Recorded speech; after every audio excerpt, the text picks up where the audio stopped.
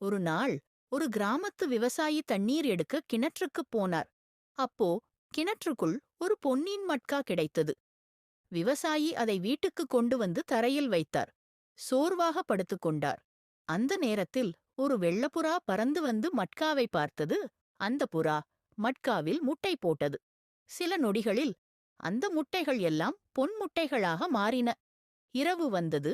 புறா தூங்கிக் கொண்டிருக்கும்போது தவறி மட்காவுக்குள் விழுந்துவிட்டது. காலை எழுந்த விவசாயி அதிர்ச்சியடைந்தார். மட்காவிலிருந்து ஆயிரக்கணக்கான புறாக்கள் பறந்து கொண்டே வெளியே வந்தன. அந்த புறாக்கள் எல்லாம் விவசாயியின் வயலுக்குப் போய் அவரது முழு பயிரையும் சாப்பிட்டுவிட்டன.